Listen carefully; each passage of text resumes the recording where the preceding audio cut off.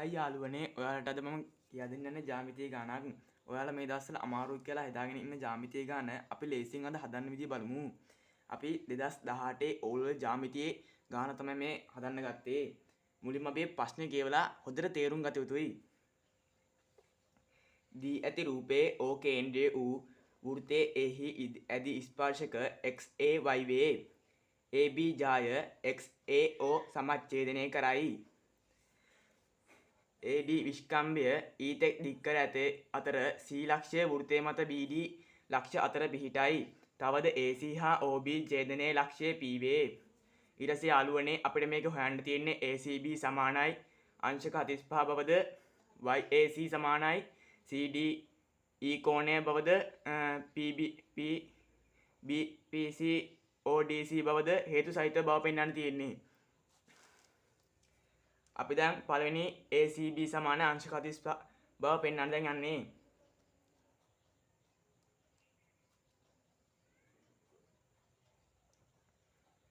හරි යාළුවනේ අපි දැන් මේ ඉස්සර දත්තට කියවුවට පස්සේ උදේට තේරුණාද දැන් අපි මොකද්ද කියුවේ කියලා. ඊට පස්සේ දැන් අපිට මේක කියන්න පුළුවන් XAO සමානයි කෝණය සමානයි අංශක 90යි කියලා. අරය හා ස්පර්ශකයේ අතර කෝණය අංශක 90කි. එතකොට දැන් අපි මේ සාධනය කරන තැන තමයි මේ පටන් ගත්තේ. එතකොට අපිට ආයෙ තව කියන්න පුළුවන් XAB කෝණය මෙන්න මෙතන තියෙන මේ කෝණය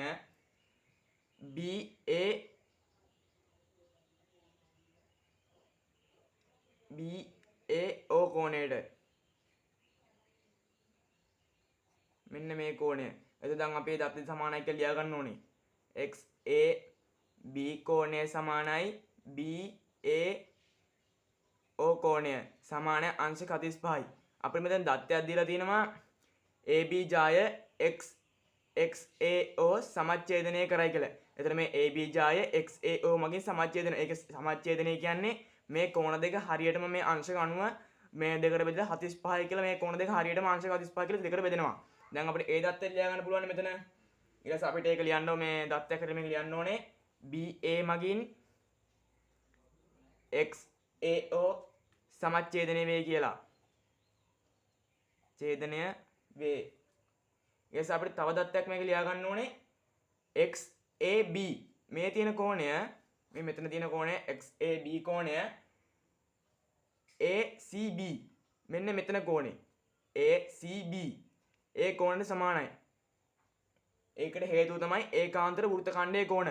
ඔයාලා දන්නා ජ්‍යාමිතිය ප්‍රමේය 42 මේ කෝණය තමයි මේ අන්තිම ප්‍රමේය තමයි ඒකාන්තර වෘත්ත ඛණ්ඩයේ කෝණ. දැන් අපි ඒ දත්තත් ලියාගමුකෝ. XAB කෝණය සමානයි BCA කෝණය. අපි ඒක දත්තයට ලියා ගන්න ඕනේ ඒකාන්තර වෘත්ත ඛණ්ඩයේ කෝණ සමානයි කියලා. ඊයස අපිට මෙතන ලියන්න පුළුවන් එතකොට ACB සමානයි අංශක 45යි කියලා. මේ ACB අංශක 45යි කියලා. මේ කෝණය සමානයි මේ කෝණ නම් එතකොට දැන් ඒකාන්තර වෘත්ත ඛණ්ඩයේ කෝණ. ඒතර මේ කෝණට මේක සමාන හින්දා මේකට මේක සමාන හින්දා අපිට මේ කෝණ ලියන්න පුළුවන් අංශක 45යි කියලා. ප්‍රත්‍යක්ෂ වලට අනුව කියලා මේක දත්තයක් විදිහට ලියන්න ඕනේ.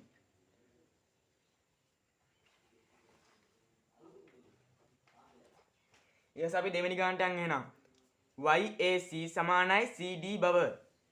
දෙවෙනි එක අපිට දීලා තියෙන්නේ YAC කෝණය සමානයි CDE කෝණය බව. දැන් අපි කෝණ දෙක බලමුකෝ.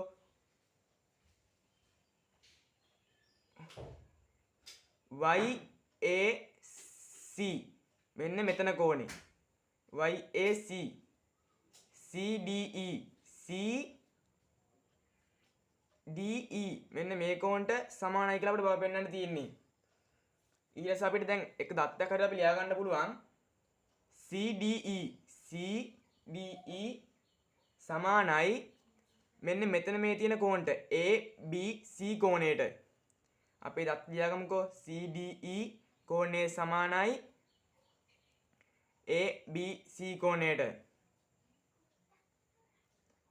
මේකට හේතුව තමයි වෘත්ත චතුරස්‍රයක මේවට පේනවනේ ABCD යනු වෘත්ත චතුරස්‍රයක්. හරිද?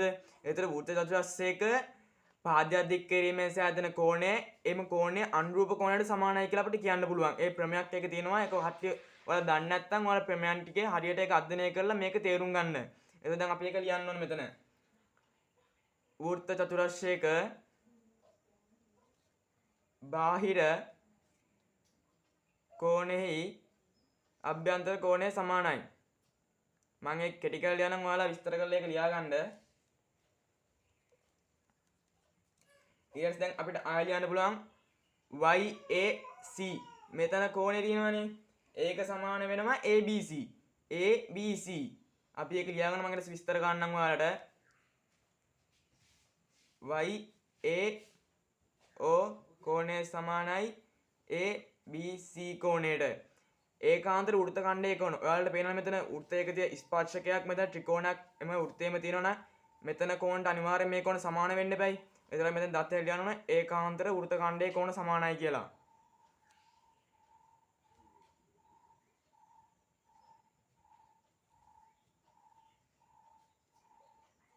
ඔයාලා විස්තරේ ලස්සන ලියාගෙන මම මේ පොඩ්ඩක් හදිස්සියෙ ඉන්න මේ පොඩ්ඩක් කරන්නේ. ඊට පස්සේ අපිට මෙතන දැන් ලියන්න පුළුවන් YAC සමානයි CDE වේ කියලා. මෙතන YAO මෙතන මේ තියෙන්නේ YAO YA කිව්වත් එකයි YOC කියලා මේ කිව්වත් එකයි. හරිද? මේ ඊට පස්සේ මෙන්න මෙතන මේ YAC තමයි මෙතන ඉන්න. හරි පොඩ්ඩක් වැරදිලා. YAC ට සමානයි CDE. ඇයි මෙන්න මෙතන ප්‍රත්‍යක්ෂයට අනුව තමයි මේක අපි ගත්තේ. එතකොට වලට අනුව ඊට පස්සේ හරිද යාළුවනේ? ඊට පස්සේ අපිට ආයි කියලා තියෙනවා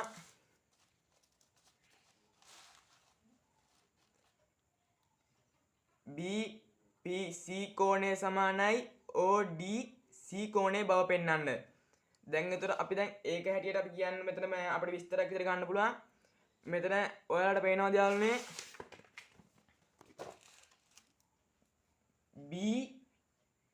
BOA මෙතන BOA කෝණය තියෙනවානේ. මෙන්න මෙතන කෝණය.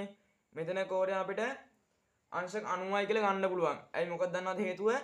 මෙතන BCA කෝණය මේ කෝණය සමානයි BOA. හේතුව මේ වගේ දෙකක් තමයි මෙතන තියෙන්නේ. මොකද වෘත්ත ඡාපයක් මගේ කේන්ද්‍රය මත ආපතනය කෝණ ඉදිරි වෘත්තයේ කේන්ද්‍රය මේ ඉදිරි වෘත්තයේ කෝණ ආපතනය කෝණය මෙන් හරි අඩකි කියලා අපිට මේ ප්‍රමේයක් තියෙනවා. ඒ ප්‍රමේය කට්ටිය හරියට බලන්න. මම ඔයාලට කෙටියෙන් සාමාන්‍යයෙන් කිව්වේ මේක. ඒතර අපි ඒක ලියා ගන්න ඕනේ. BOA සමාන අංශක 90යි. ඒතර එම නිසා 2යි BCA සමානයි BOA වේ. yes අපිට ආයි කියන්න පුළුවන් මෙතන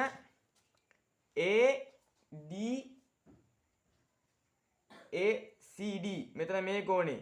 මෙතන O කේන්ද්‍රය කියලා තියෙන අපිනේ අර්ධ වෘත්තයක ත්‍රිකෝණයක් සුචුකෝණී වී කියලා අපිට ප්‍රමේයක් තියෙනවා. ඒ ප්‍රමේය අපි ලියා ගන්න මෙතන දැන්.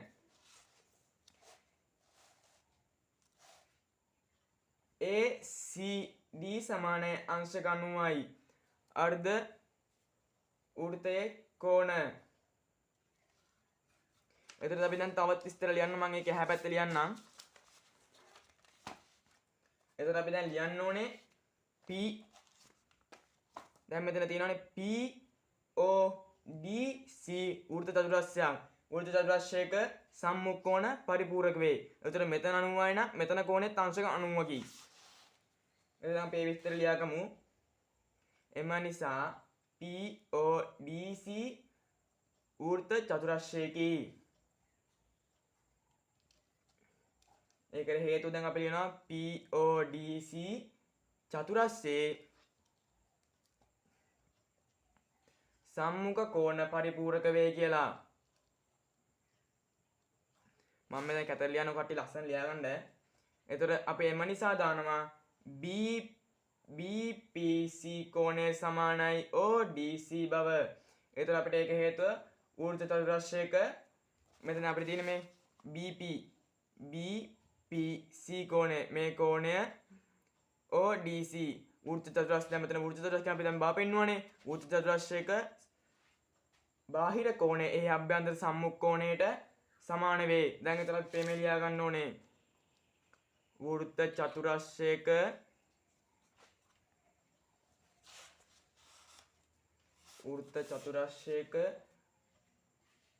බාහිර කෝණය සම්මුඛ කෝණයට සමාන වේ. හරි. දැන් අපි ඒ 2018 ඕලෙවල් ගාන හදලා ඉවරයි යාළුවනේ. ඔයාලට හොඳට තේරෙන්නේ නැති මේ ගාන තේරුම් නැත්නම් පහලින් කමෙන්ට් එකක් දාන්න යන්න. මම ඔයාලට නැවත මේ ගණන් කියා දෙන්නම්. ඔයාලට අමාරු ජ්‍යාමිතිය ගණන් තියෙනවා නම් මට අනිවාර්යෙන් ජ්‍යාමිතිය ගාන මේ ෂෙයා කර මේ මට මැසේජ් එකක් මේ කියන්නේ මට දාන්න මැසේජ් එකක් මම ඒක බලලා ඔයාලට මම මේ ගාන හදලා දෙන්නම්. ඊට පස්සේ තවත් අපි වීඩියෝ එකකින් හම්බ වෙන ගමන් මම මෙතනින් සමු ගන්නවා.